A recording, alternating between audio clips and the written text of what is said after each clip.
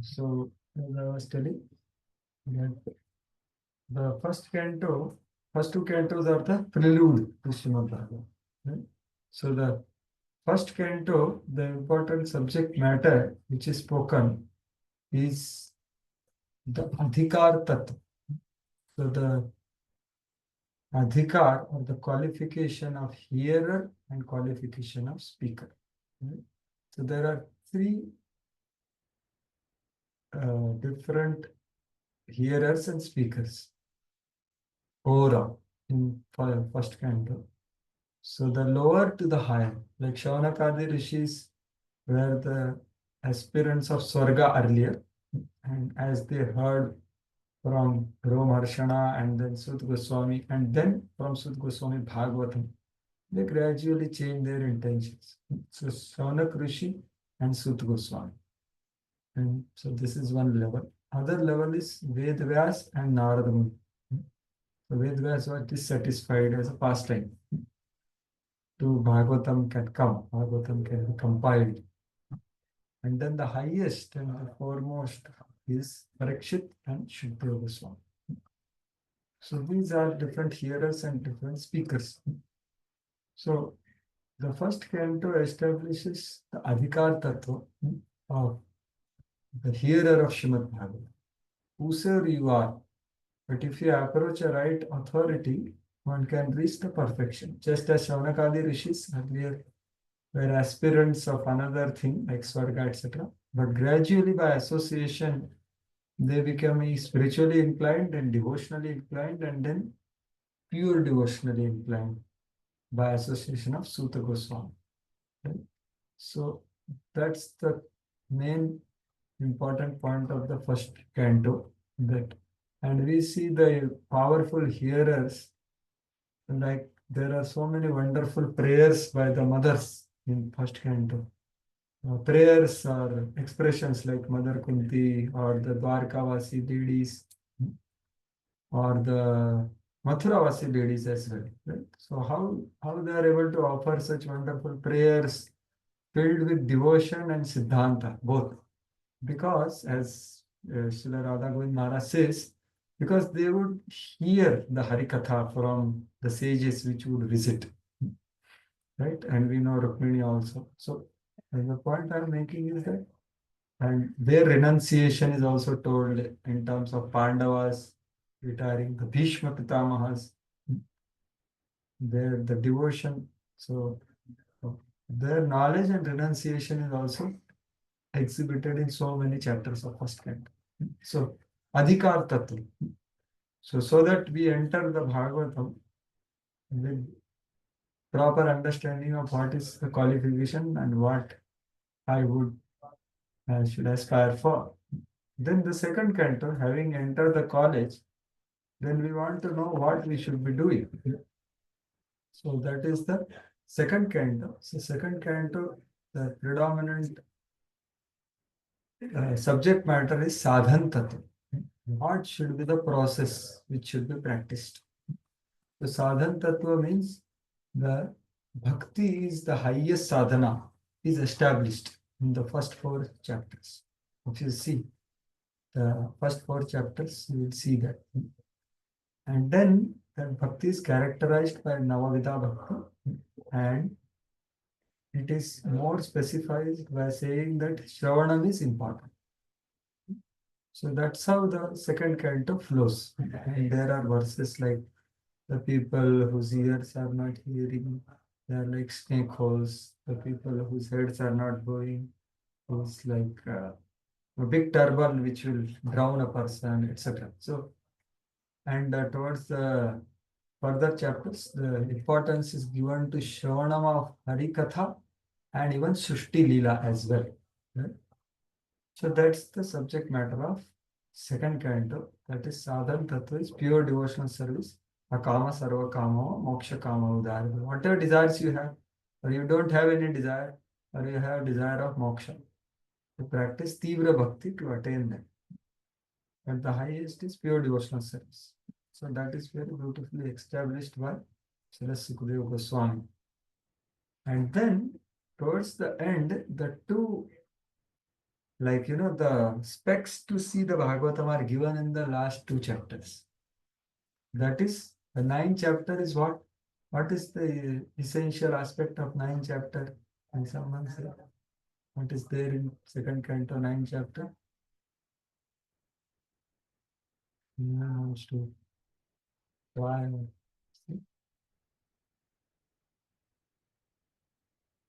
So it is Chatushloki Srimad Bhagavatam, the four verses of Srimad Bhagavatam, the entire condensed Bhagavatam in four verses.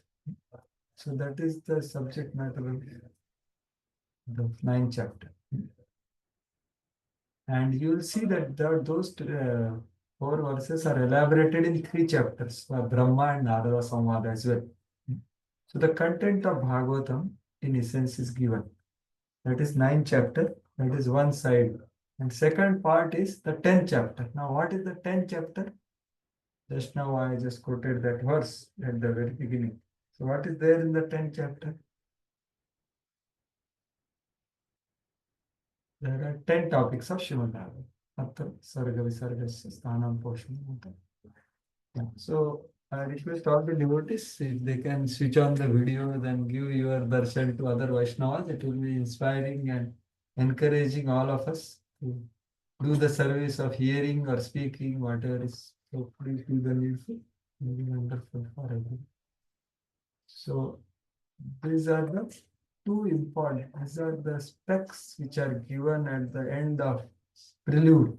That you wear these two specs. The content of Bhagavatam, that is Chatushloki, that is Samanda Avidya Prayojana, and the 10 topics. So this is how it should begin. And the third canto onwards begins the 10 topics in a sequence, predominantly. So third canto, like Sarga is predominantly explained in third. Visarga is predominantly explained in fourth canto. Sthanam is predominantly explained in fifth canto. Poshanam is predominantly expressed in sixth canto. And Uti is explained in seventh canto, which is currently going on here. And so on. So eighth canto is Manvantar, Isham Katha 9th canto, Ashray is 10th canto, 11 is Mukti, 12th is Nirodha. Right? So predominantly. All the topics are there in all cantos. So predominantly, Sridhar Swami, Vishwanath Chakravarti Thakur, they are telling that this is the topic. So why it is important? Because now we are studying third canto. We are in the last part of third canto. So third canto is essentially explaining Sarga. So what is important in knowing Sarga? What is the purpose of knowing Sarga? Because it's quite complex. You must have heard so many times this Sarga coming, right? In second canto as well as third canto, this universal form and this complicated uh, description of the material world, right? So it came 5 times actually, if you see carefully. So why this Srishti Leela and why this universal form description and all that is coming? So because it's a Sarga. Sarga means the creation, the primary creation which is performed by the Supreme Lord Himself, Mahavishnu, and further with other two Vishnus. So what is the purpose of this canto? So the purpose is to understand, so twofold. So you studied now in third canto, the first four chapters was nectar of Uddhava meeting Vidura. Right? So then the other part started of the Vidura Maitreya Samvad, which is continuing right now. So chapter 5 to chapter 19 is called Paddha Srishti Leela. So how a conditioned soul, consciousness merges into matter and gets entangled. And we can see that by Diti and Kashyapa's dealing at wrong time. And its consequence of Hiranyaksha, Hiranyakashipu, and then the Hiranyakashipu's greedy mentality. And that can be destroyed by only the personified Vedas of the personification of Vedas in form of Lord Parah. Right? So that is the whole description of this. So at the beginning, there is a technical description of creation, 5, 6, 7 chapters. We'll see, even 8 chapters. So by doing this, by going through this chapter, we can understand how uh, conditioned soul consciousness is merged in matter and gets entangled. And now from 20 onwards till 33, which we are discussing now, is a Mukta Srishti Leela. So you can understand by these chapters how a conditioned soul, by understanding Sarga, can get liberated from this material. Beginning with the greatest household life of Kardama and Devahuti, as contrast with Diti and Kashyap. So that section you read now, 3 chapters, their ideal household life, their ideal dutiful life, as Kardama did his duty. Now Devahuti, although she came from such a royal family, but she was so dutiful. Right? And we saw that after that now, last chapter, uh, her desires were fulfilled by Kardama. Right? And that's how this chapter. So this chapter is so now this chapter is coming, which is 24th chapter. Right? So and after this chapter, Kapila appears in this chapter, and the rest of the Bhagavatam in third canto is what, from 25 to 33 is a biggest teachings in entire Bhagavatam, one of the biggest. So it's a very important section of Kapil Shiksha. So by this, a living entity can get mukta from this side. So that's how this canto is set. So with this background, we enter into this now, the section which we are learning. So one may question that why first 4 chapters are spoken. The first 4 chapters of this canto are very wonderful, speaking about Krishna. Vrindavan Krishna, Mathura Krishna, Dwarka Krishna, etc. But it is not just remembrance of past times. If you see carefully, the goal of Bhagavatam is depicted in these chapters. The great divine ecstasy of Vidura and Vidura also, and of course Uddhava. So Uddhava revealed the highest experience, and he revealed the highest philosophy of Krishna being supreme, his Vrindavan being the highest abode, his highest merciful nature in form of Ahobakiyam Stanakala Kutam. So that is the goal. So before beginning into the Sarga Visarga, the goal is indicated that this is there. This is the goal. No? What Uddhava attained, what Vidura attained, what Maitreya attained, and then it starts. So having said that, now let us see this section into Mukta Srishti Leela. So that begins from chapter 19, 20, 21, etc. Right? So we have seen that how Devahuti requested, and then uh, my there was marriage. So 21 chapter is describing the uh, how he prayed to Brahmaji ordered Kardam Muni, and Kardam Muni pleased the Lord, and Lord appeared. So the beautiful prayers are there, which you learned in 25th chapter. So Kardam Muni is very exalted personality. So that was there in 21st chapter. And then Lord, well,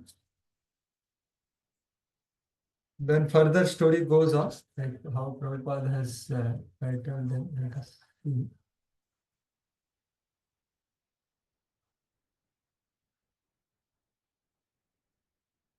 Yeah, so conversation between Maitreya and Vidura. So that's how he starts. He asks about his daughters and all. So he starts telling about Devahuti first. how did creation happen further. So conversation between Manu and Kardama, the wonderful conversation between a great king and a great sage, reminding each other, appreciating each other. And then there is marriage of Kardamani and Devahuti, 22nd chapter. And Devahuti's lamentation. So that is the actually the conclusion of the chapter, but Prabhupada titles it like that. And then what we are discussing today is Devahuti's, the renunciation of Kardamani. Right? So I I was told that you covered the first 11 verses, right? So we'll go further. So before going there, we'll see what is the overview of this chapter. That we will learn now. As yeah. चतुर्विंशे जन प्रोक्तः कपिलस्य विधेर्वचः कन्यो कन्योद्वाह कर्दमस्य प्रवच्य स्तुति अनंतर. So this is first verse of 24th chapter. Vaidya Mitriya Saimade Kardama Parivacha. So Kardama is going to renounce. So in the previous chapter, we heard the description of their married life and eventually their daughters and all that. Right? So, and the way they wandered all over many places on that ship which was created by Kardama. Right?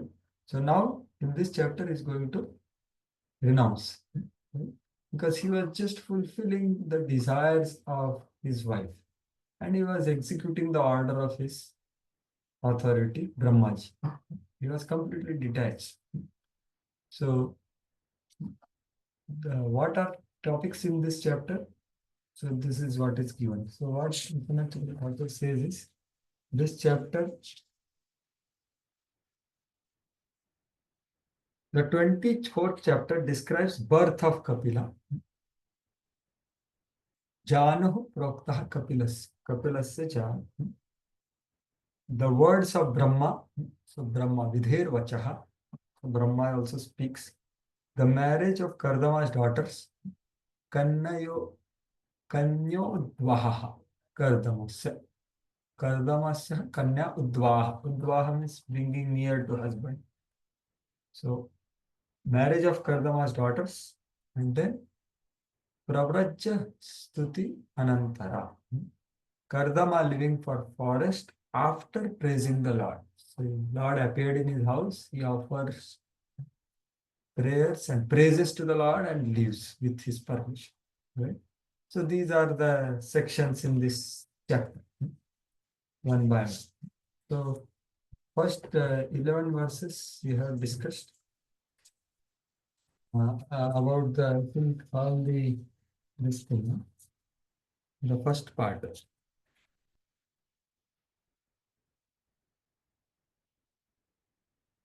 But Devahuti's lamentation was the previous chapter title. So this chapter, Maitreya starts telling that Kardama starts responding to her.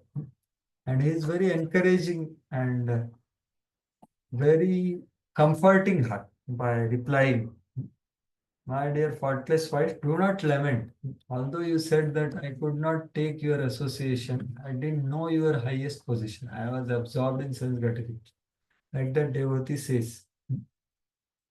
But now he is comforting his wife by saying that, oh, faultless life, do not lament for your misfortune. Lord will enter your womb. So now you are strong in vows. I have seen that previously. You served me so much. You sacrificed all your comforts and you are strong in vows, let it be auspiciousness for you. And since you have asked that award me fearlessness, so I will surely do that. So now you worship Vishnu and all that. So those instructions were given. And then the Supreme Lord, so Lord will become her son. He tells him. And then Brahmaji comes with it, right? At that time, the sky, Devata's clouds played instrument, and then so eighth verse is there. So there are flowers dropping from the sky, etc. So Brahma. So first thing is Brahmaji comes. So Brahma is a personality who is constantly aware about what is happening in this universe. Although he's sitting in Satyaloka. As soon as right time comes, he comes at the issue place. I've seen in Bhagavatam at so many places. So here he comes and starts speaking. He comes to Kardam Muni and starts speaking. So you have seen 10, 11 verses, right? That independent Brahma, knowing that the Lord had appeared in Shuddha Sattva portion to teach the enumeration of elements, worship worshipped the Lord's future activities with pure heart, and then spoke to Kardama and his wife with joyful senses. So this is the 10th and 11th verse. So now we begin with the further verses. This is the background and the context of what we are discussing. So let us further.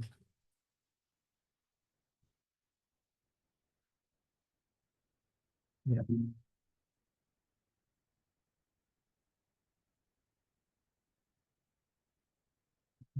So these are things we discussed. Right? So after worshipping the Supreme Lord with gladdened senses and a pure heart for his intended activities and incarnation, Brahma spoke as follows to Karbana and Devavati. So now we begin here. So text 12.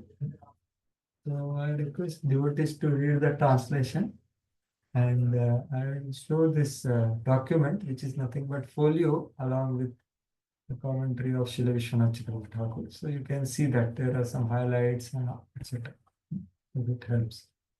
And translation and purport, everything will go. So some will go. So text, and first we will more important verses we will recite, and you can recite on your own without unmuting. Brahmovacha Tvayame अपचितिस्तातः कल्पिता निर्गलीकतः यन्मे संजगृहे वाक्यं भवान् मानगमानयन्. So, the translation. Thanks to volunteer. 11th verse. Sorry, 12th verse. So,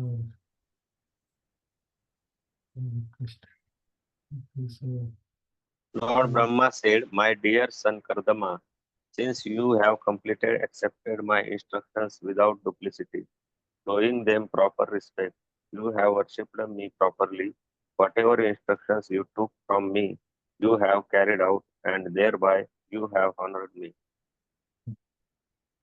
So, Kardamani is now getting a very important thing here from his guru or father or his superior authority, whatever, that you have executed the order what I gave. Very nice. So you saw in 21st chapter, actually Kardama is such an exalted person.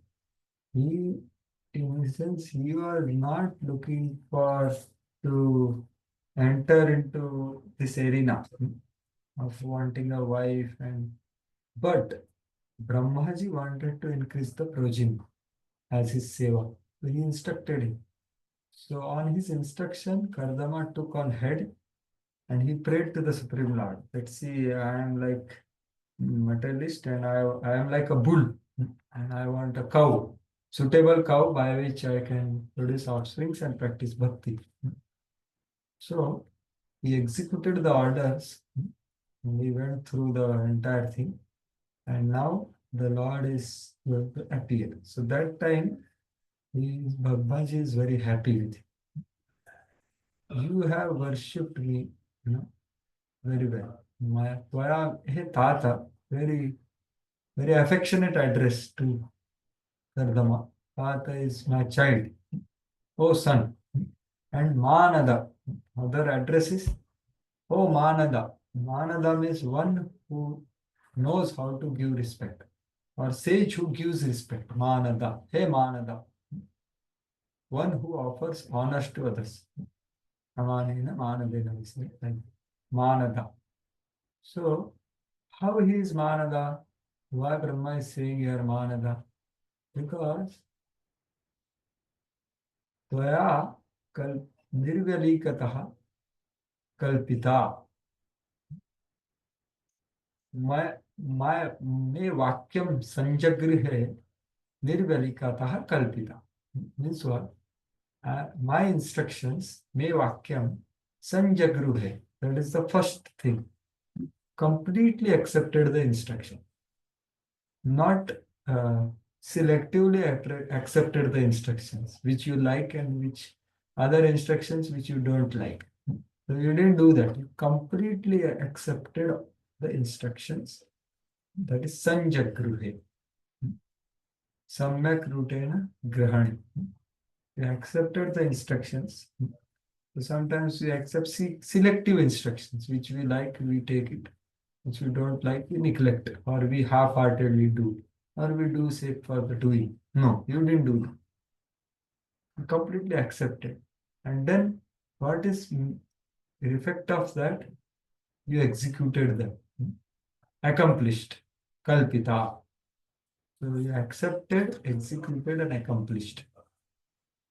But how did you accomplish? Did you have any personal motivation in that? In this world, people do so many activities, but there is a mixture of personal motivation, including bhakti. But you didn't do that. Nirgalikata, without any duplicity, without any ulterior thinking, without duplicity, sincerely. So that's why this is the way to offer respect to Guru. And accepting his instruction in toto, as Prabhupada writes in purports, you will see, word by word, with right mood, with right aspiration. And so that's how he is saying that, my dear son, you have fully accepted my instruction. And there were what? Bhavan Manada Manayan. And in this way, you are respecting me. Because you have no, you sage who honors others. So this is the way of respect. So respect is not just offering obeisance. Respect is this, that we give an audience to other person and do as per his wishes. This is real genuine respect. This is full respect which is offered here. So this quotation many times Abhisham Prabhu has quoted this verse for ideal disciple. So very, very beautiful qualities are there. It is not just execution, it is accepting fully without any duplicity and accomplishing it with great respect, right? Not selective. So Prabhupada writes a brilliant purport here. So Brahmaji praises Kardama because he carried out the order of spiritual master in toto without cheating. The cheating, there are four defects in every conditioned soul. So this is a very important statement here. That one can overcome the four defects by following the instruction of spiritual master. But if one carries out the order of spiritual master by disciplic succession or the parampara system, he overcomes the four defects. So Guru actually are the great Vaishnavas like Shiva. So there are two kinds of mercy they give. There is Sakapat Kripa, Nishkapat Kripa. So here Nirgalikataha is there, without any duplicity. So Sakapat Kripa means someone approaches them with selfish motivations.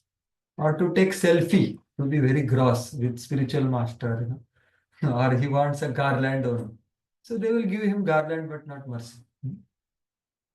So, but someone who is approaching them without any duplicity, with just desire to serve and please them to attain Krishna prema, then they give them mercy. And that mercy is one gradually becomes free from four defects. Otherwise, the cheating goes on.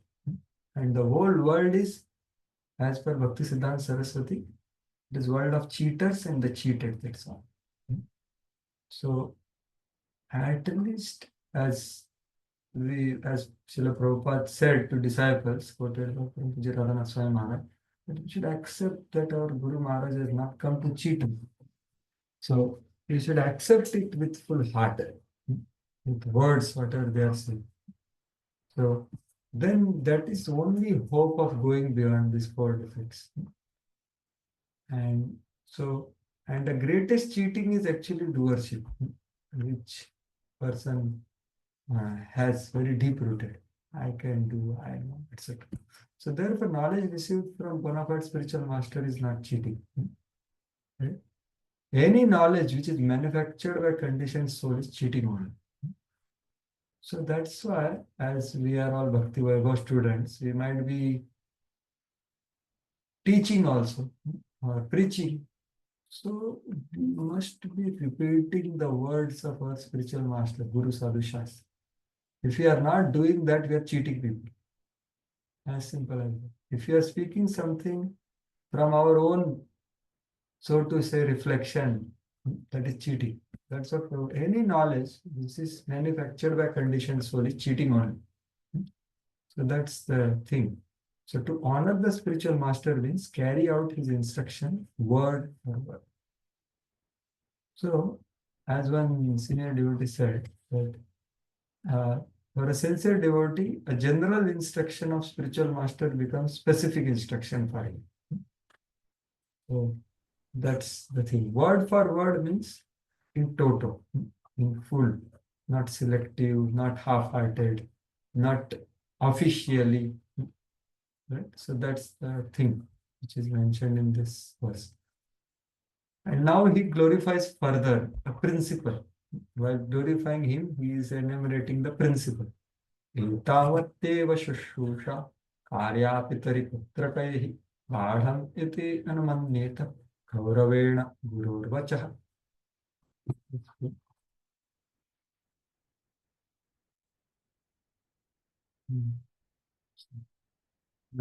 Maybe Sachi Sundari Mataji, can you read translation?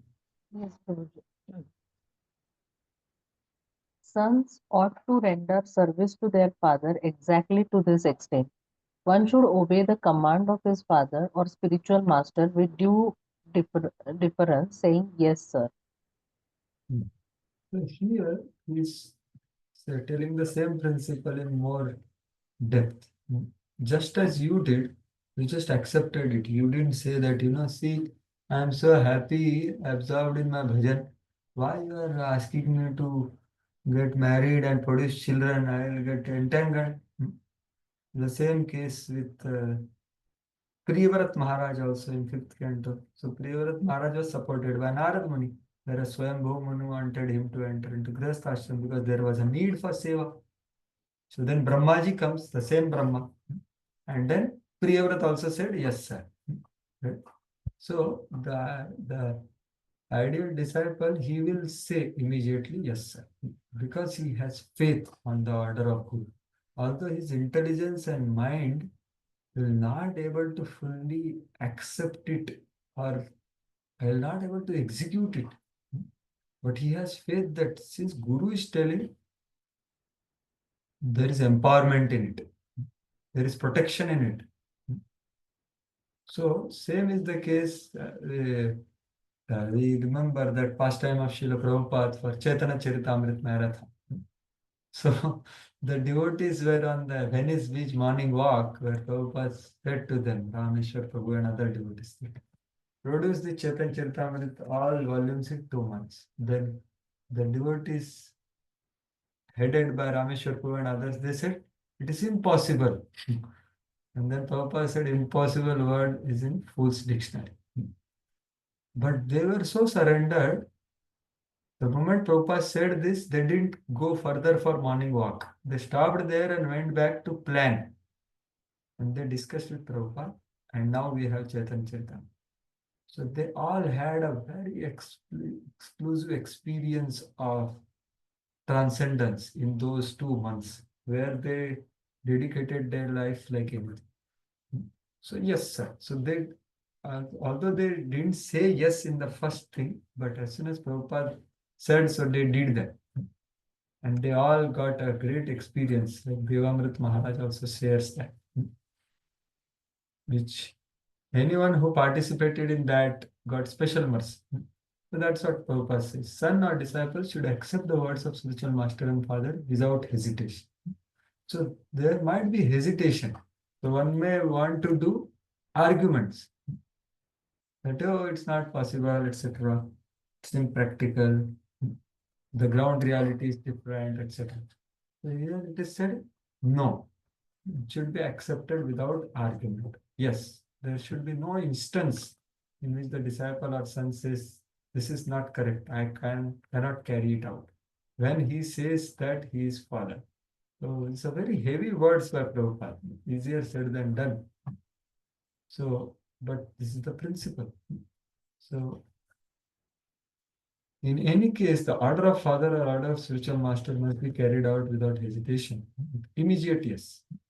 That is the real service to father and spiritual master. So, what is that real service? That faith, you are showing the faith. Faith is being shown because Guru Maharaj can make you an instrument now. Because instrument means what? He can empower you to do what he wants, right? So as man cannot separate his life from his body, a disciple cannot separate the order of the spiritual master from his life. If a disciple follows the instruction of spiritual master in that way, he is sure to become perfect. So Srila Prabhupada, what he is quoting, he has lived it. Because Prabhupada was inspired by Vishwanath Chakravarti Thakur's Vyavasayatmika Buddhi. The description of that was, the order of spiritual master should be made into life and soul of a disciple. So that's what he is instructing all of us, that he cannot live. And elsewhere, I think in 4th canto, he has written, I think in Prachini Varishad section, he writes that if one is not able to execute the order of Guru and his mission, better he dies. Very heavy words Prabhupada uses. So it's a very, very important aspect of life, of consciously striving to execute the order of Guru, and that is his life, whosoever he may be. So he cannot separate. And then he quotes that the faith is the key element in bhakti, and faith on Krishna is strengthened by faith on Guru. Yasya deve parabhaktir yatha deve tatha guru. Yasyate kathita artha prakashante mahatma. That's what Prabhupada is saying here. So even if he is illiterate, but he has faith in spiritual master as well as the Supreme Lord, then everything will be revealed to him. Thus, what to speak of scriptural revelation, everything which is required for executing the order of spiritual master. As who did that? Mrigari did, the prostitute to Haridas Thakur. So many examples we have. And Prabhupada's disciples I give. There are the prominent comes, yes sir, it was like the Mandakini Devi. So she had such faith on Prabhupada that she was praying to Landanishwar while worshipping, that my Guru Maharaj has come here. Now let me just give strength to say yes for whatever he says. And she prayed, and Prabhupada called her and said that you have to go to Russia and marry to this Ananta Shanti Prabhu. And she said, yes, sir. She didn't know what she's going into it. And that's how Russian preaching began. So this yes, sir can create a revolution. So Mandakini Devi did exactly like this. And because of that seed, and imagine actually householders, actually she didn't knew who is her husband. And she has to learn a lot, she has to tolerate a lot because she was a devotee advanced than her husband.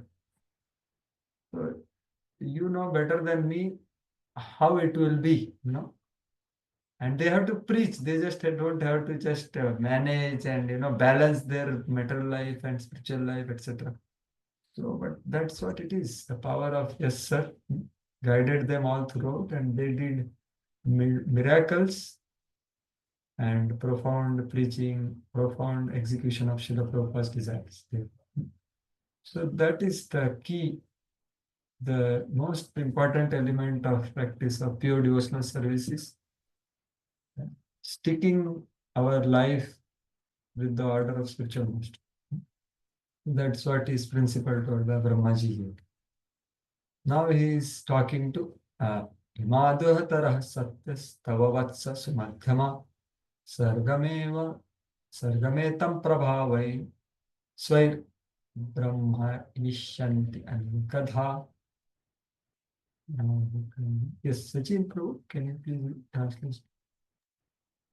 Lord Brahma then praised Kardamuni, 9 daughters, saying, all your 10 wasted daughters are certainly very chaste.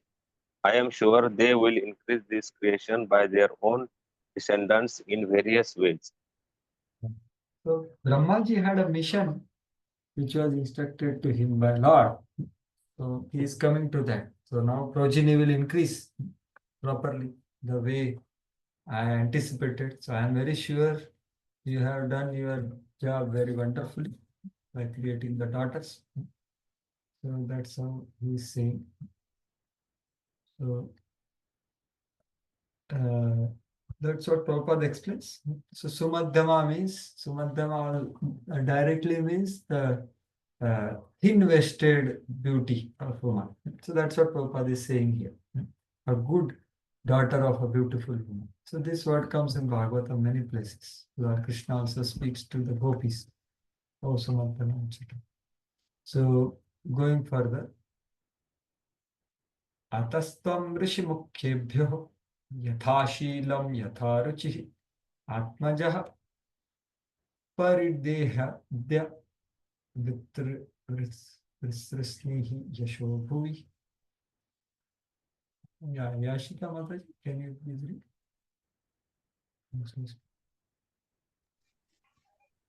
Hare Krishna translation. Prabhuji, am I audible? Yeah.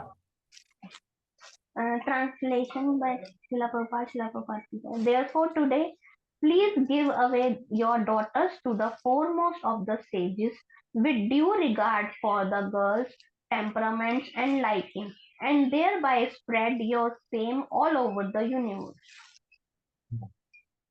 So actually, this particular section of Srimad Bhagavatam of Kardamani and Devavati is very, very instructive for specifically for all the householders. The principles of household life are very, very clearly depicted and spoken here by Srila Prabhupada, explaining what Brahma has spoken, or Kardama has lived, etc., or Maitreya has described. So it's a very important aspects of ideal householder life or grihastha ashram life is depicted here for the benefit of all the householder as well as renunciates to understand.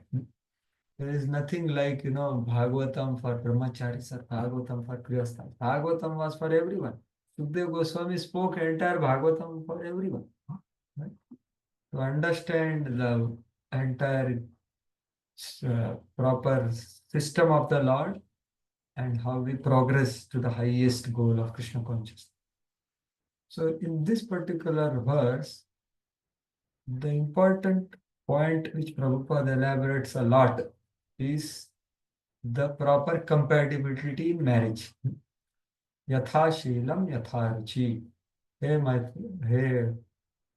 Kardama, you have created very nice daughters, and I am sure that they are from such exalted parents like you and Devahuti, Manu's daughter. Both are, she is chaste and you are spiritually advanced. So the seeds and the consciousness will be highest. Still, you should marry them to appropriate compatible husbands. Not that now anyone can marry anyone. We are advanced devotees. No. Yatha Shilam, Yatha ruchi. The girl's temperaments and likings. So with due regard, so Prabhupada is translating further according to the regard for the girl's temperaments and likings. Because Kardama is being instructed here, right? The father. So Prabhupada writes whole purport on this one. So how important is this aspect? This is the art of combining man and woman. So it's very important. So, but this is not done whimsically, but this was done under direction of parents. And that can be done even by seeing the charts. So astrologically determine the character and taste of boy and girl. So there is Ganas, Prabhupada talks about it, what is Rakshas Gan, Dev Gan, or Ubhay Gan, or whatever. So the match should be seen, how much you are matching. And so these considerations are there, but the two important are which one? The character and the taste. And there are other considerations as well, but they are less important. So that's how he is telling, and he elaborates. And how parents used to see, right?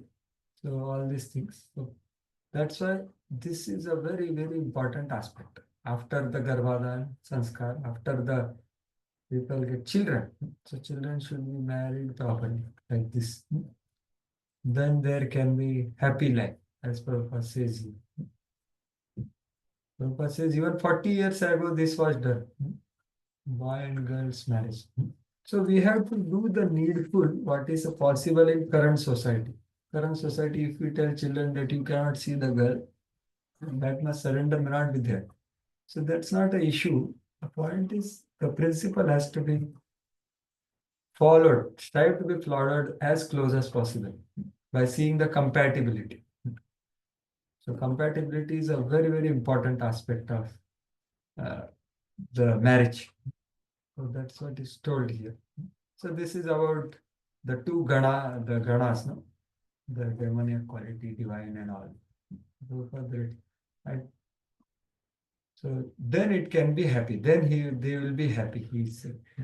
So that's what is told here. And then he tells further, 12th canto, in Kali people will marry for only sex. And when that is not fulfilled, they will separate. So there will be divorce. So that all things he writes. So in spite of in that age, we have to go closer to Krishna's system. And even in spite in Kali Yuga, there can be proper thing. That's the whole point which Prabhupada is told. According to Vedic system of marriage for producing children, every man and woman was enlightened in spiritual knowledge. And at the time of their combination to produce child, everything was scrutinizingly and scientifically done. You see the words usage of Prabhupada, it is not just done for the sake of doing. So the responsibility of parents begins from education. And after education till the proper match. So that's what is the Vedic system which Prabhupada is again and again emphasizing, right from Garbhadan Sanskar till the marriage and beyond. So this is what Prabhupada expects from all the communities. Going further, Vedaham Adyam Purusham Avatirnam Somayaya Bhutanam Shivadhim Deham Granam Kapilam Muni.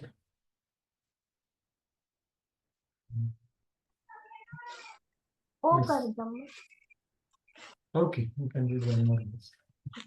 Translation. O Kardama, I know that the original Supreme Personality of Godhead has now appeared as an incarnation by his internal energy. He is the bestower of all desired by the living entities, and he has now assumed the body of Kapila Muni. So he knows because he is not completely in touch with Supreme Law. Right? So he is going to come and he will come as Kapil. Right? And he is the Adyam Purusha. Veda, know this. Know this from me that you will the Lord will appear. has appeared. So here the word accepting, vibhratam kalpitam. Vibhratam is accepting, assuming. So that word is commented by Acharya and Prabhupada also. Accepting body means he has actually eternal body, but he makes appearance. So it becomes visible to anyone and everyone. So it's not material body, but Pradarsha atapta tapasam, avitrapta disham nrinam, adhaya antaradhap yastu swabimbam lokalochanam. So Pradarsha, it makes an appearance and it disappears. So that's the way Uddhava explained, that's the way here Kapila also makes himself visible, appears. So it's completely spiritual, Swamaya, by his own potency. And say Shevadhi means he is bestower of all the necessities of life. Nityo Nityana, Chetanas Chetana. That's what Prabhupada tells. The Supreme Lord who is maintaining everyone, bestower of all benediction. Okay, what are his activities? Jnana Yogena, Karmananudharam Jataha, Hiranyakesha Padmaksha, Padmamudra Padambhujaha. Suryata and Krishna Prabhu, can you read translation?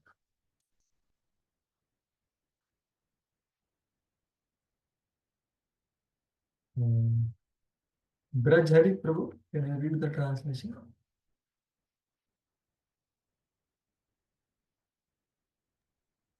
Rishi, I can read. I'll Okay, just. yeah, please.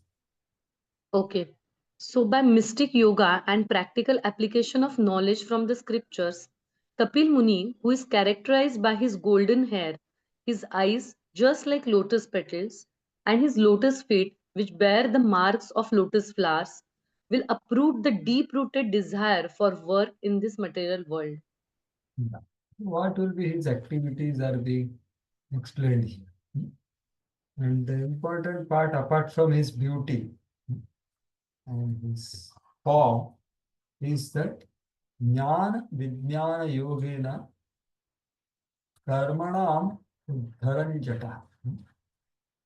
So, by enlightenment given by Kapila through Jnana and Vijnana. So, Jnana is knowledge of impersonal Brahman, Vijnana is knowledge of Bhagavan.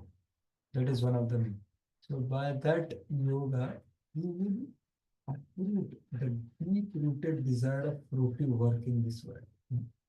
Karma, material actions. Uproot the deep rooted desire of work in this material. So, this is extremely deep rooted thing. The mentality of material, desire for work, because there is a desire to enjoy the fruits.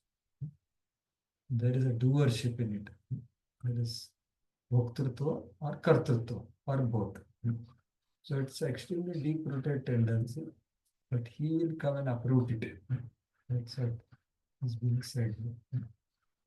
So those who are trying to get out of entanglement by speculation are also doing their best. But Vedic scripture find that if one has taken to devotional service of Lord Krishna in Krishna consciousness, he can easily uproot the deep-rooted desire for fruitive activities. Sankhya philosophy will broadcast by Kapil Muni for that purpose. So, as we have learned in second chapter, Vidyate Hridaya Granthim Chindante Sarva Samshaya Kshiyante Chasya Karmani Drishta Eva Atmanishwar. So, all other processes are very limited in their ability to destroy from the root the desire for fruitive activity. As we know, beginning of sixth canto also, Parikshit gives the examples of atonement. And then the jnana path is like removing the bamboo. Venu gulvam ivanala. The practice of jnana, all the reactions are removed. The whole bamboo forest is empty. But as soon as the rain comes, again bamboo comes. The deep-rooted desires for fruitive activities cannot go away. But only by bhakti. Kechit kevalaya bhaktya vasudeva paraya. Agham dhunvanti katsnena niharameva bhaskara. Only and only by pure unalloyed devotional service, this deep rooted. And what Kapila is going to tell is that only through Sankhya philosophy. So Sankhya, this Sankhya is Kapila's Sankhya philosophy, which is Bhakti. Although he has spoken about analytical study, but that is also Bhakti Mishra only. So that is the only way to give up this deep-rooted fruitive mentality. So Jnana and Vijnana. So Prabhupada gives another meaning of it. Knowledge received through disciplic succession. So Jnana, and Vijnana is practical application of that knowledge. So it is both. As Krishna also says this in 7th chapter, in 9th chapter, that I will give you Jnana and Vijnana. Jnana Vijnana Samhitam Yadnyatva Moksha Sesva. So now he speaks to Devavati. ईशमानविते गर्भं प्रविष्टः कैटवार्दनः अविद्या संशय ग्रंथिं छित्त्वागां विचरिष्यति. Can you continue? Read one more verse. Lord Brahma then told Devahuti, my dear daughter of Manu, the same Supreme Personality of Godhead who killed the demon Kaitabha is now within your womb. He will cut off all the knots of your ignorance and doubt. Then he will travel all over the world. So he is indicating to her also that hey Manavi, daughter of Manu, he will enter your Garbha, and he is the same Kaitavardhana only. And what he will do for you? He will do two things. Avidya and Samshaya Granthi. Both things he will chitva, by cutting. The cutting of the knot of doubt and knot of ignorance. So these two things he will do, and he will travel all over the world. So these two things are very important to introspect and deal with, to be able to remove it from our consciousness, because they are deep rooted, avidya and samshaya. So both are very essential to understand, recognize, work upon it, and try to uproot it. And it can be uprooted only by bhakti and the pure devotee. That is told by, in 11th canto, Lord tells Uddhava. He says that, what he says? Santa evati chidyanti mano vyasanga mukti. That the deep-rooted material attachments will only be removed by the sharp words of a sadhu. Mano vyasanga. They cannot be uprooted by taking baths in holy rivers and doing so many other vratas. No. So here the word, same word is there, cutting, chidyan. So that is what is told. So this knot Prabhupada says is false ego. It is a junction of matter and spirit. So this false ego is actually in three modes you have seen, right? False ego in mode of goodness, passion, and ignorance. So what this false ego is beyond our intelligence. So actually we cannot perceive it. But we can see some symptoms of false ego in our thought, words, and actions. That's what my Guru Maharaj says. And only by mercy of Guru, this false ego can be identified and curbed. Because he can only detect. We can't detect. But we can see some symptoms in our thought, words, and actions. Like if some person takes great esteem and self-esteem and strength from saying that I do so many things. So this is false ego in mode of passion. If he says, I possess so many things of this world, this is false ego in mode of ignorance. And if I say that, I know that there is nothing in this world to be possessed of, and I know that I am not the doer, but I know. So that is the finest false ego in mode of goodness.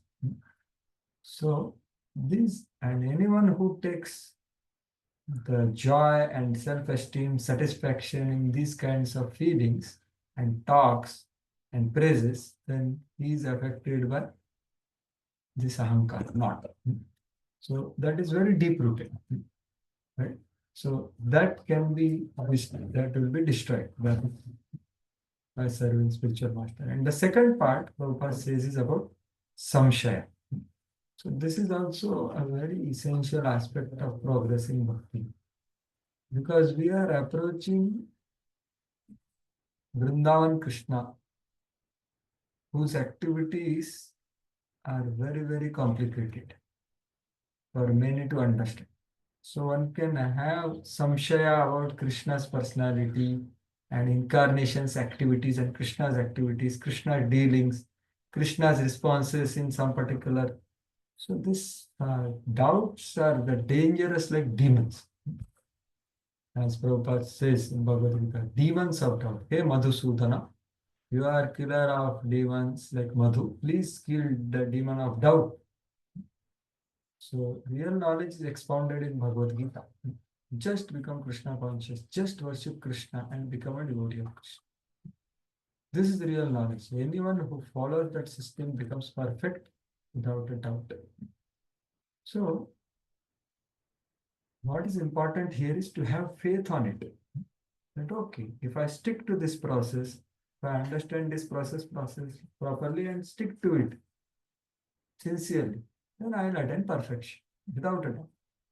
So that's why the same Bhagavad Gita speaks a very important verse in the 4th chapter, which is called transcendental knowledge. So what is that verse which speaks about samshaya? Can someone say? Any reflection? Which is the verse which speaks about the danger of the samshaya? Yes, anyone wants to share? संशयात्मा विनश्यति. Yes. Thank you. So this is 4.40. So what is this samshaya? It is told here. Adnya ashrabda dhanasya samshayatma vidash.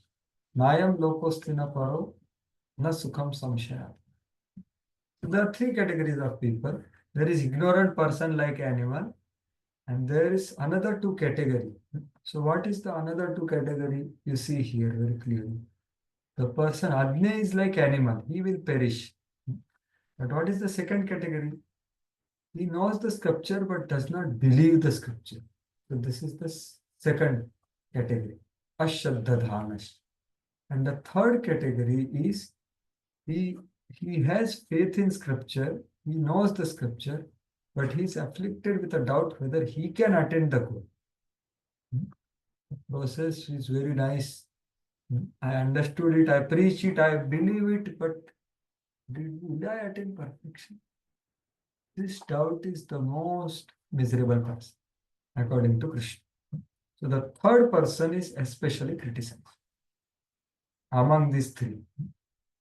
So so that's the what is said here. And here same thing. So this is Vishwanath Chakravarti. Baldev Devashan also says something similar. The person, in spite of having knowledge, has no faith, since he has quarrelsome nature. So this is second part. What is the third person? Person who, in spite of having faith, doubts if he can attain perfection.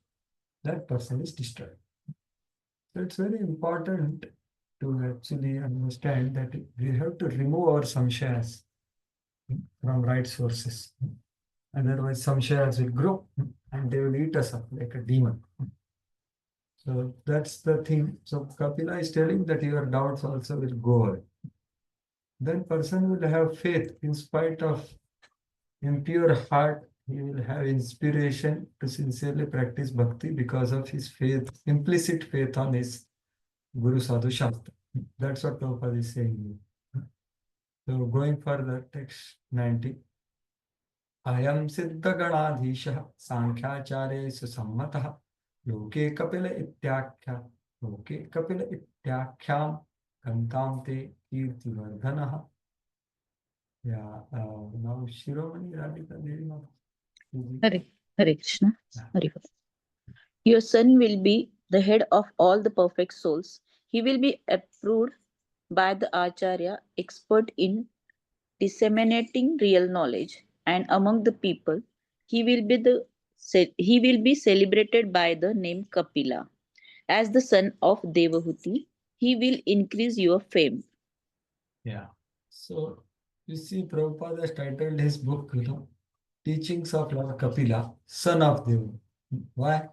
Because there is another Kapila also, and he also spoke Sankhya. He also has a disciple named Asuri. And this Kapil Devahuti's son also spoke Sankhya. He also has Asuri disciple. But there is a difference, the gulf of difference. That is atheist, and this is devotion. So that's why specifically it is approved by scripture. So here Vishwanath Chakra Thakur quotes Padma Puran, says that which is approved, which is not approved. So Susammata, the word Susammata is accepted by persons who are counted upon to give their good opinion. So that's the thing. So Maitreya continues what happened further. Yeah, so now maybe you can read the translation. You can read this Parameshwari Devi Mata. Sorry.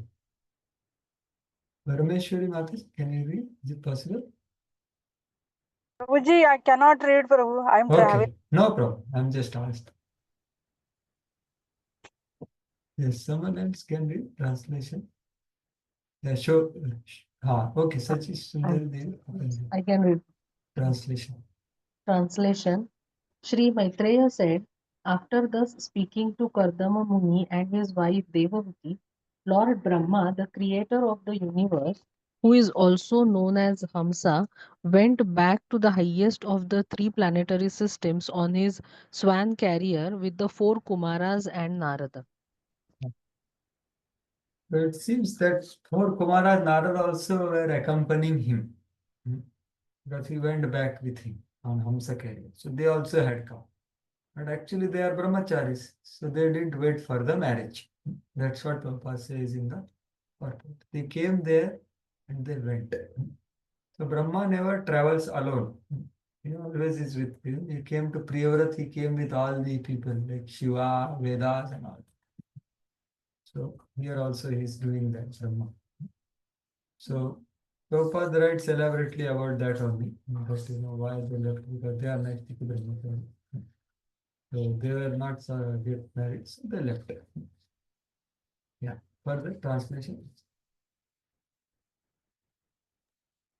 Yeah, O okay. Vidura, after the after the departure of Brahma, Kardama Muni, having been ordered by Brahma, handed over his 9 daughters as instructed to the 9 great sages who created the population of the world. Okay, who gave to whom which was given? Because Yathaditam, Yathoditam, he gave Yatha, Ruchi and Yatha, like that, right? We saw that. So accordingly he gave. Who all gave to whom? That is next 3 verses. Yeah, please continue. Kardama Muni handed over his daughter Kala to Marichi and another daughter Anasuya to Atri. He delivered Shraddha to Angira and Havirbhu to Pulastya. He delivered Gati to Pulaha and chaste Kriya to Kratu, Khyati to Bhrugu, and Arundhati to Vasishtha. Yeah. All these great sages are there more or less all throughout Bhagavatam, many of them. Yeah. Continue. He delivered Shanti to Atharva. Because of Shanti, sacrificial ceremonies are well performed. Thus he got the foremost Brahmanas married and he maintained them along with their wives. So he did his duty now. What was told to Brahma. Then what he did? Tatastarishaya kshatta kritadara nimantratam Pratishthanadimapanna. So swam swam ashrama mandalam. Yes, Madhu. Thus married, the sages took leave of Kardama and departed full of joy, each for their own hermitage, O Vidura. Yeah. So they took permission and they left. Sachavatirnam triyugam ajnaya vibudarshavam vivikta upasangamya pranamya samabhashata. When Kardama Muni understood that the Supreme Personality of Godhead, the chief of all the demigods, Vishnu, had descended, Kardama approached him in a secluded place, offered obeisances, and spoke as follows. Here very clearly mentioned that Lord is Triyugi. So who appeared? Triyugam. Triyugam cha avatirnam. How he appeared? Ajnaya vibudarshavam. Having understood the order of Brahma, Brahmaji had told him that. So now he approached him, Vivikta Upasangam. So he approached Kapil Dev and Pranamya Sambhashata. So he offered beautiful praises to this stuti, as was told. So Prabhupada elaborates this Tri-Yugam word in his purport. What is meaning of Tri-Yuga? So Lord appears in three yugas. So that is told by Prahlad Maharaj. But he appears in Chatur Yuga, but he appears in hidden Channa Kalau. Right? So Prabhupada quotes that Lord cannot hide, but Lord cannot hide himself from pure devotee. Right? Like Rupa Goswami could understand the Supreme Lord. In Sanatan Shiksha, when Sanatan Goswami is being taught by Supreme Lord about all incarnations and then Yuga Avtaras, and then Sanatan Goswami asks, who is Yuga Avatar in Kali Yuga? Then Chaitanya Mahaprabhu says, he just changed the subject actually.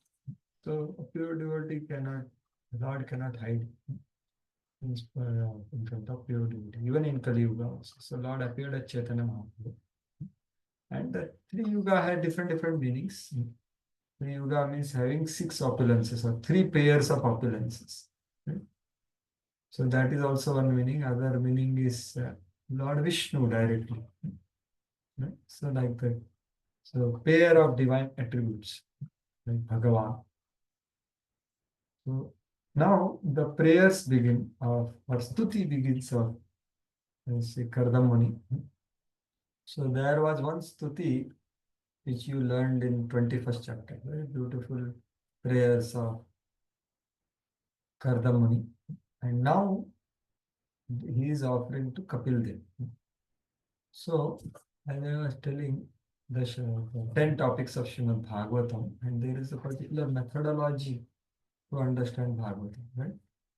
So, with the 10 topics, so the next verse tells, Dashamasya Vishuddhartham Navanami Lakshanam Varnayanti Mahatmana Sutena Arthena Chanjasa. So the great souls like Maitreya, Sukdev Goswami, Sut Goswami, they elaborate the Ashray Tattva, that is Krishna, by describing the other 9 topics indicating the Ashray Tattva. So the great souls follow the footsteps of Sukdev Goswami. And they indicate Krishna in all throughout Bhagavatam. And how they do? 2 ways, to Shutena and Arthena. Shutena means through direct evidence like Stuti. Like means what? What we are going to enter now. The Kapil Muni is there in front of Kardama.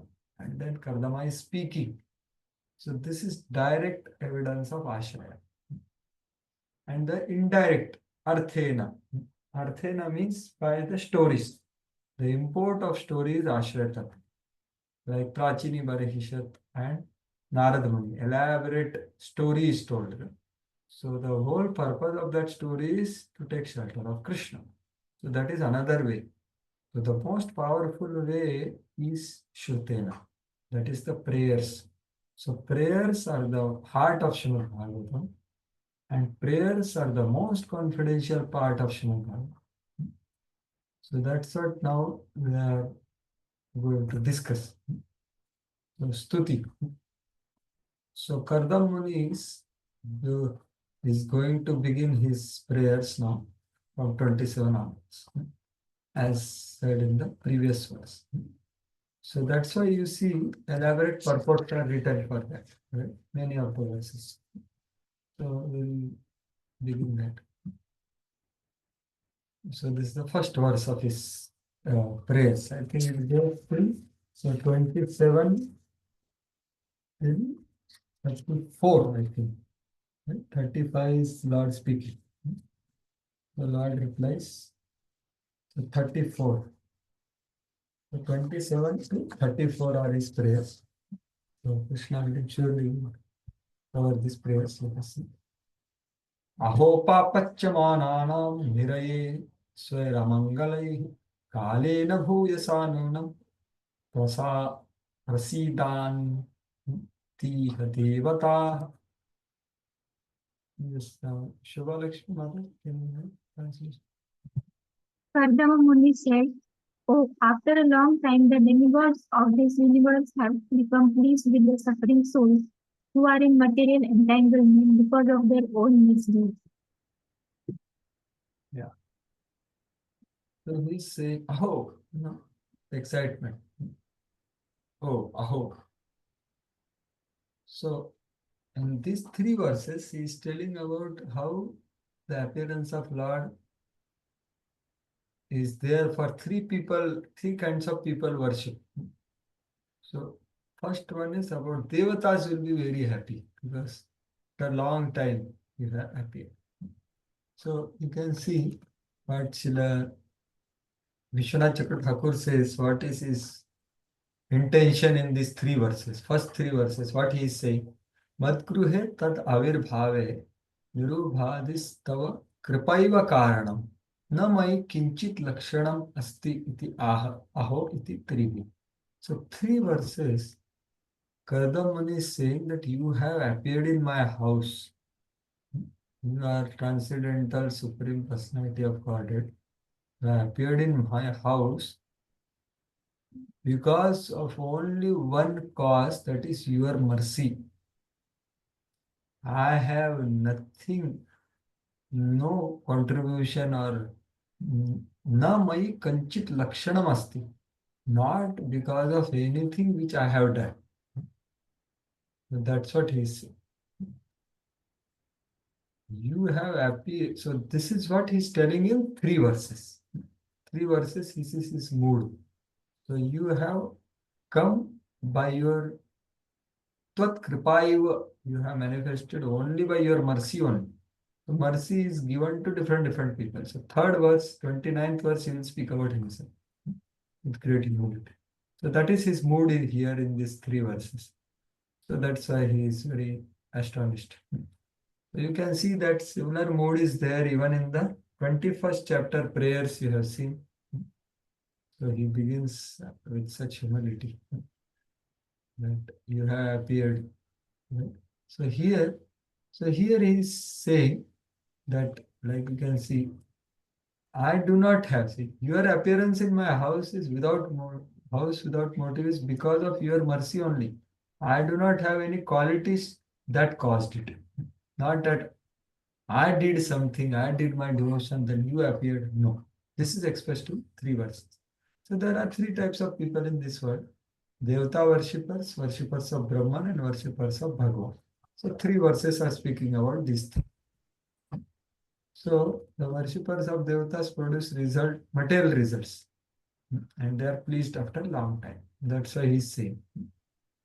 Right? So Devatas, they are materialistically oriented people, and their description is here.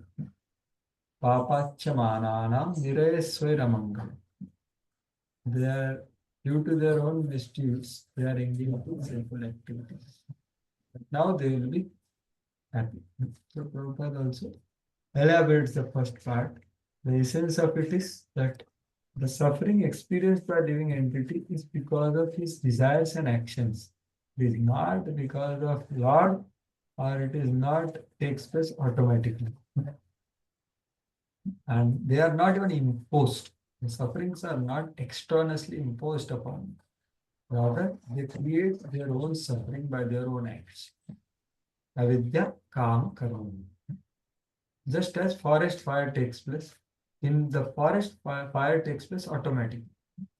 It is not that someone has to go there and set fire, because of friction among various trees, fire act automatically. When there is too much heat from the forest fire of this material world, the demigods, including Brahma himself, being harassed, they approach the Supreme Lord. Yeah, please come.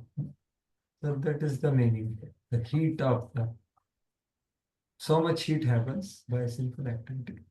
Then they pray. And when Lord descends, the demigods become happy. So that's why he is saying.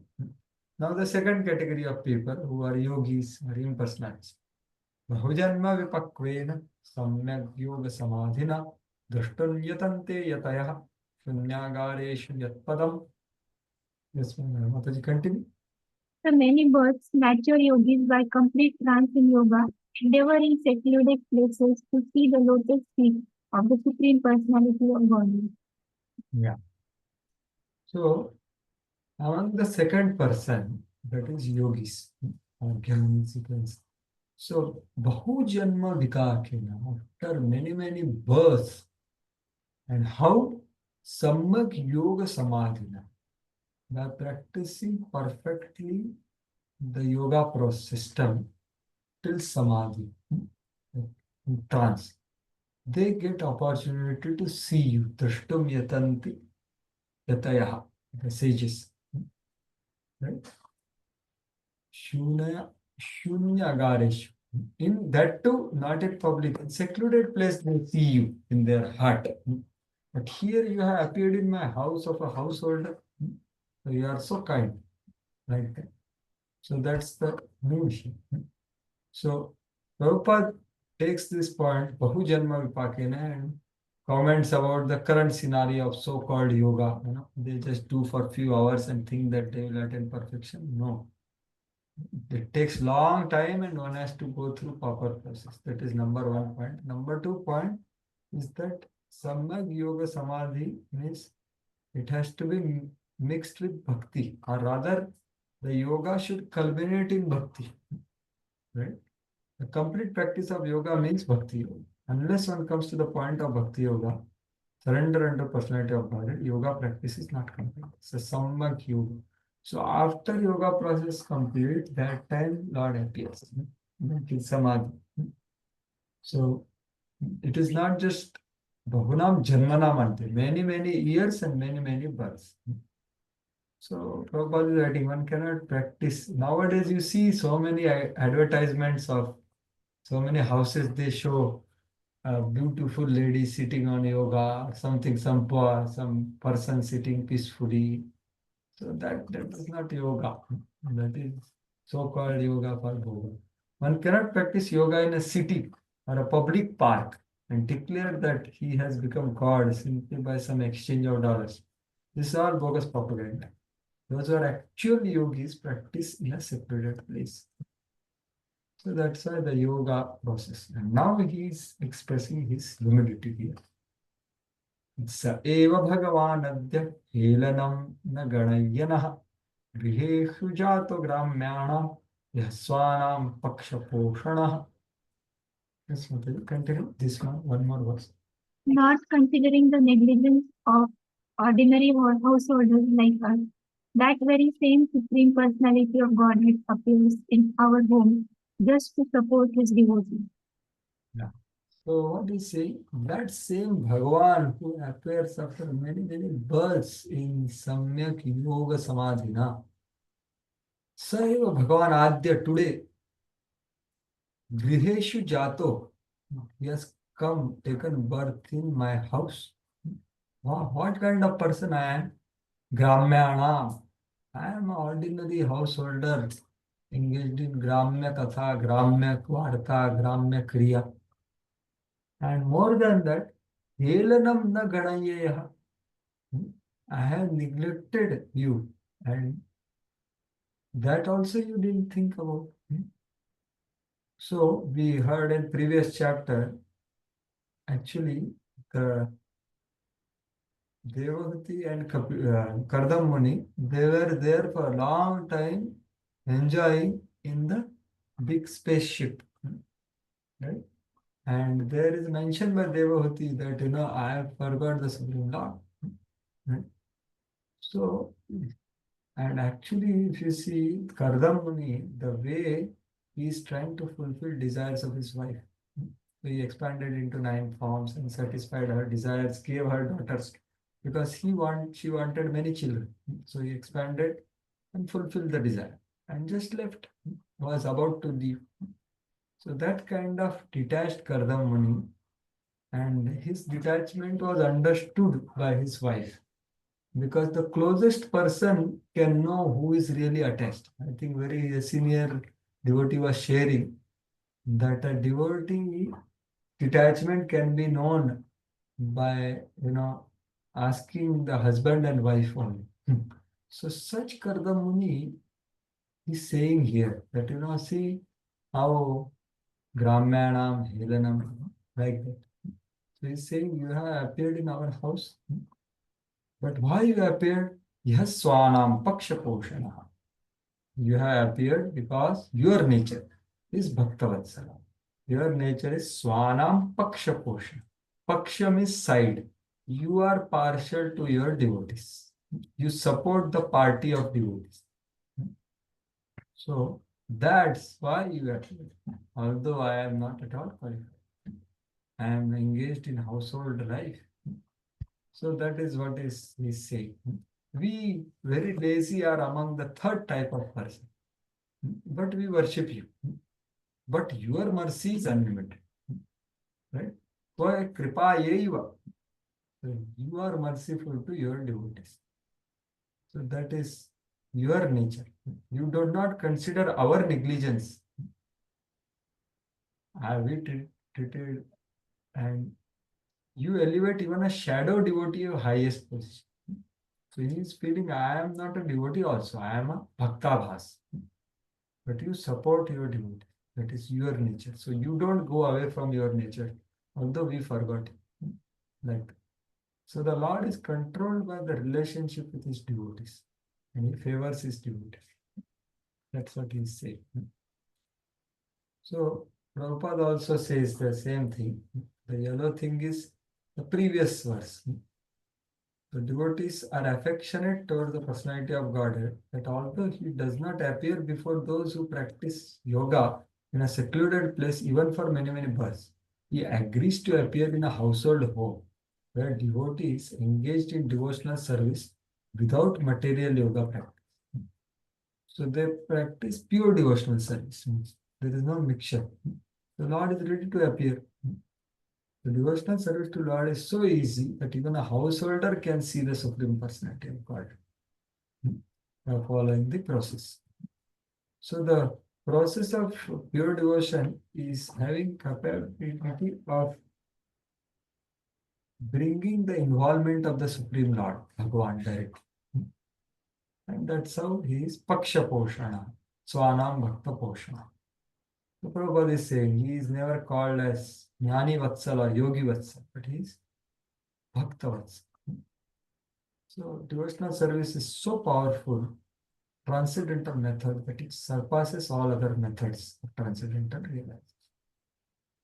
So this process which we are all trying to practice is extremely powerful. However, it has to be practiced properly. So that proper method is understood by Guru Sadhu Shastri. Right? So that's why it is important to understand what is pure bhakti and what is Mishra Bhakti. Right? So that's why the Bhagavad Gita and Bhagavatam are there, which depict these things. And with this Guru Sadhu Shastra, we try to execute the order of Guru. Only by that we can understand Krishna. So Bhakti Amam Abhijana, Prabhupada quotes that. That is only real understanding. All other understanding of Lord through other systems of yoga, they are not full. They are either partial, like, Brahman or Paramatma, but not Bhagavan. Bhakta not only realizes him as he is, but also associates with the personality of Godhead face to face. Prabhupada is doing this. That's why he's writing. Prabhupada is associating with the Supreme Lord face to face. So he's writing as Kardama, he's experiencing here. So that is the power of the process. Now, having said his mood in the 3 verses, that you have appeared by your mercy only and not by my practice. Now, he expands that point. Swanam Pakshaposhanam. That's what he is explaining in 2 verses, 30 and 31. Swiyam vakyamritam kartum avatirnosi me grihe chikirshur bhagavan jnanam bhaktanam manavardhanah. Yeah, now, yes, Jay Prakash Prabhu, can you read?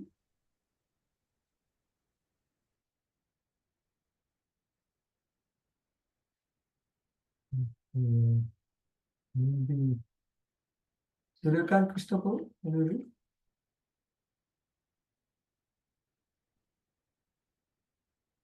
Okay, someone else can read today, I think. It's flower festivals. Please read the translation.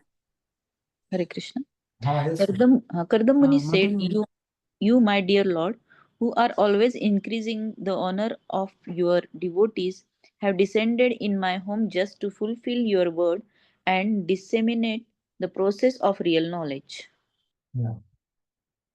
So, Bhaktanam Manavardhana. My dear Lord, who always are increasing honor of your devotees. So, what he is referring to here? Whose honor is increasing? So, Sriji Goswami says that Brahmaji, since Brahmaji, see here, this verse explains the cause of his speaking in that manner. You increase respect for your devotees such as Brahma, whom we have taken shelter of today. So since Brahma has predicted Brahma's desire, so you are expanding his honor. So that's what he is saying. So Bhaktanam Manavardhana. That is one why he appeared. And what other Swiyam Vakyamritam Kartum. To fulfill your own word. And that was heard by whom? Kardama himself. The Lord came and said, I will appear in your house. So, Satyam Vidhatum Nijavritta Bhashitam. Just as Narsimdev also appeared to fulfill the word of many devotees. Prahlad Maharaj also says that, but Prahlad doesn't mean my word. Prahlad says that because of Narad Muni. So that is another reason. Although Chikur should Bhagavan Dhyana. And third reason is to disseminate knowledge. Disseminate the process of real knowledge. Chikur should Bhagavan Jnanam. So Jnanam is the process of knowledge. So that's why 3 purposes of his appearance are told. He is explaining that. And other meaning of this Bhaktana Manavardhanam is you increase the respect for your devotees more than for the Gyanis. Since the Lord has already established that knowledge is insignificant without Bhakti. So, Gyanis, you don't do that, but devotees, you do. That is the nature. These are the meanings. So, Prabhupada also elaborates that why he appeared. Reasons. So, we discussed, but Prabhupada fluffs that Bhaktanam. He increases honor of his devotees. How he increases? How could the honor of devotees be increased unless Sankhya were meant for devotional service? So Prabhupada says that how this Sankhya philosophy or Jnana is written here, that is only Bhakti only. It is not just speculation. It is not dry mental speculation. This Sankhya philosophy is not that atheist Sankhya philosophy which doesn't have Supreme Lord only. The element only is not there. They just analyze matter, that's all. That is all dry mental speculation. But this Sankhya has Bhakti. Then only it can be Bhaktanam Manavardhana. So devotees are not interested in speculative knowledge. So the Sankhya, that's what he says. And a very powerful statement comes at the end. That real knowledge and real liberation is to surrender unto the Supreme Personality of Godhead and engage in his devotional service. So that's the whole thing.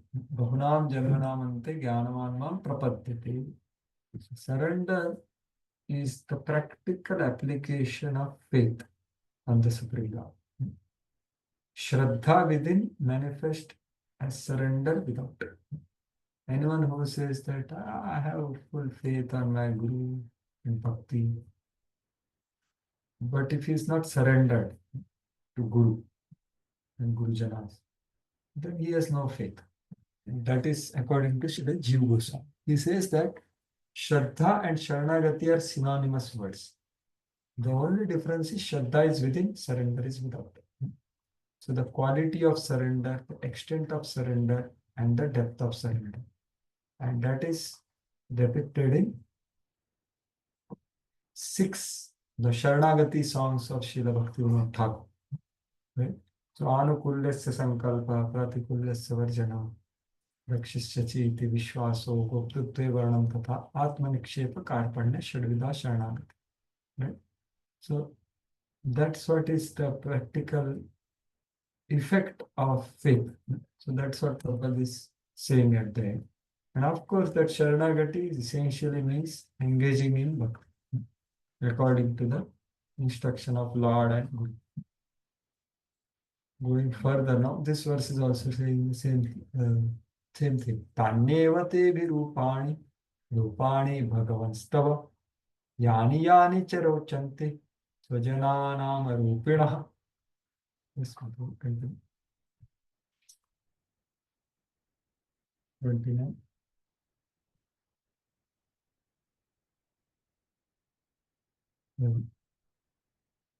Next can read. I will tell you, my dear Lord, although you have no material form, you have your own innumerable forms. They truly are your transcendental forms, which are pleasing to your devotees. So this kind of thing comes at many places in Bhagavatam. The devotees establish that Lord is there in front of them, but he is completely transcendent. He has a beautiful form, but it is transcendent. And he has many, many forms. And they are according to the pleasure of devotees. So that's what is the whole thing here. So that means Yani Yani cha rochante. So janam arupina.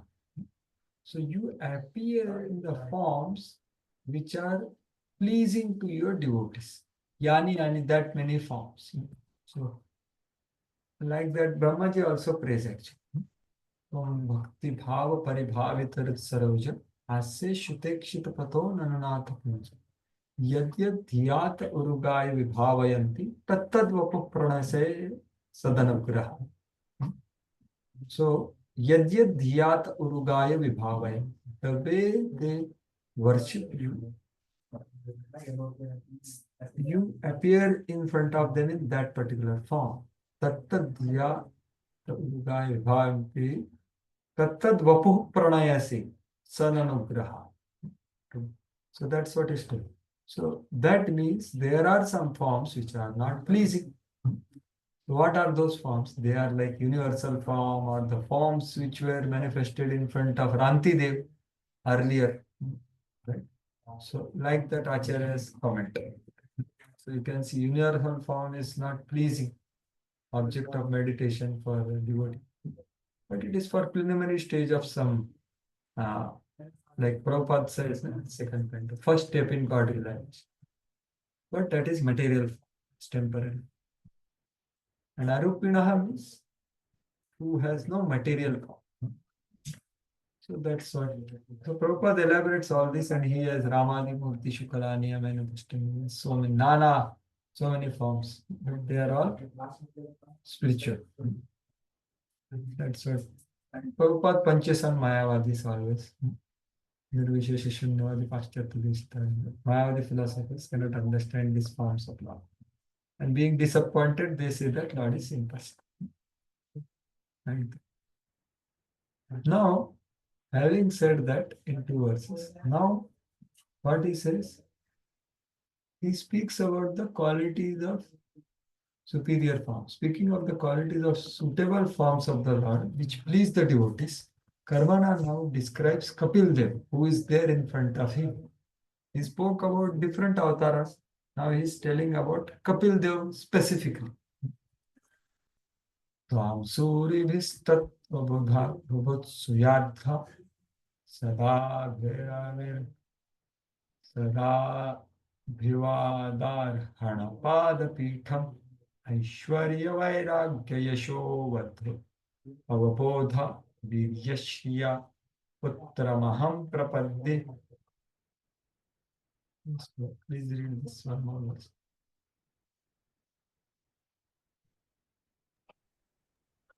My dear My Lord, dear Lord, your lotus feet are the reservoir that always deserves to reserve the worshipable homage from all great sages, eager to understand the absolute truth. You are full in opulence, renunciation, transcendental frame, knowledge, strength, and beauty, and therefore I surrender myself unto your lotus feet. Yeah. So he is telling now that Tamaham Prapadde. Like, I surrender to whom? So you have come for the purpose of people. Tattva Bubhutsayartha. Tattva Bubhutsa. Bubhutsaya means desire to understand. Right? For them, those who deserve to receive the worshipful homage, who are which sages who are eager to understand the absolute truth, to reciprocate with them you have come. And you are going to, with all opulences, with all renunciation and fame. Means 6 opulences, basically. That's what is told in the second part of the verse. So Prabhupada explains all these things. Purtam is full. So 6 opulences are there in full in him. So now having described Lord's powers in 6 opulences, now he speaks of unsuitable material forms of them. Right? So the form of Kapila and forms of transcendental forms, Sachidanand forms are very pleasing. Whereas form of material world or the Virat Rup is not so pleasing, material form of Lord that he is telling in this verse. And with this verse we'll pause. Param Pradhanam Purusham Mahantam Kalam Kavim Trivritam Lokapalam Atmanubhutyanugata Prapancham Chanda Shaktim Kapilam Prapaddi.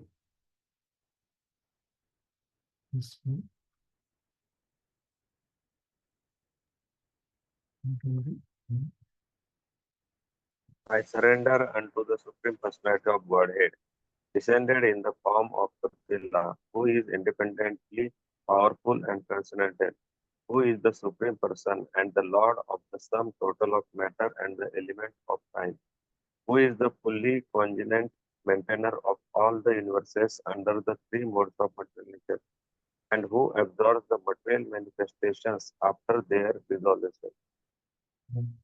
So this is all material form of them.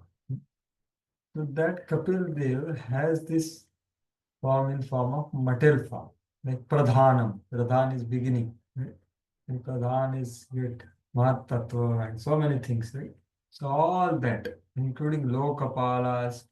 So these are all energies of the Lord. So they are all not different from Lord. That's why, but this is a material form of the Lord, right? So that's what he is elaborating here.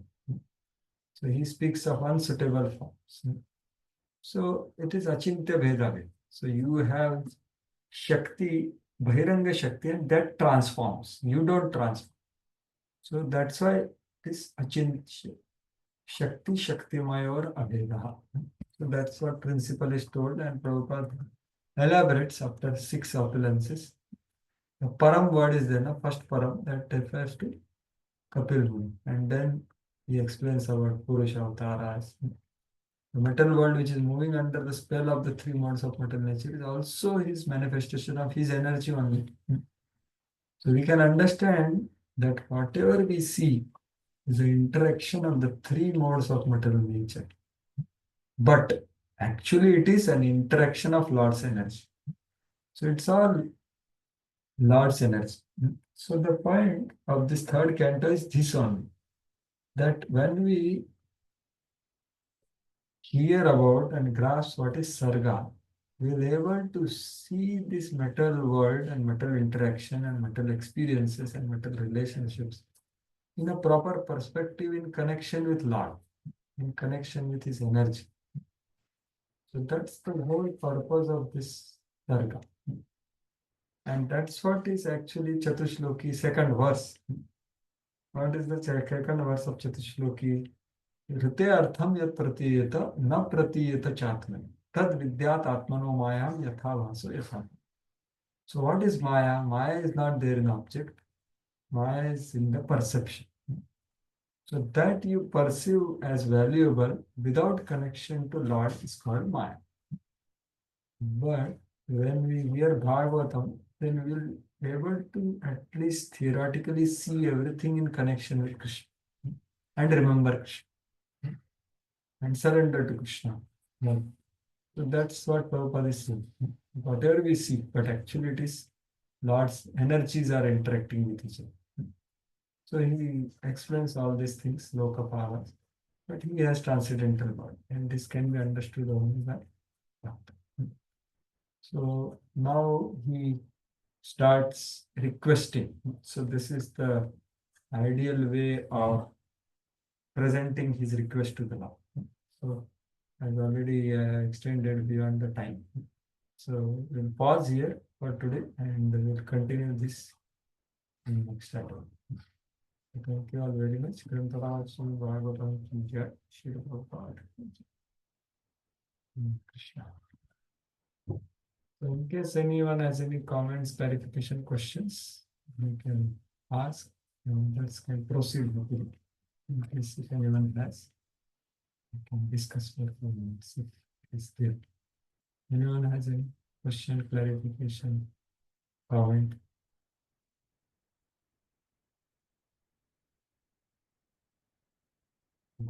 Right. Thank you very much. End the meeting. And resume on next.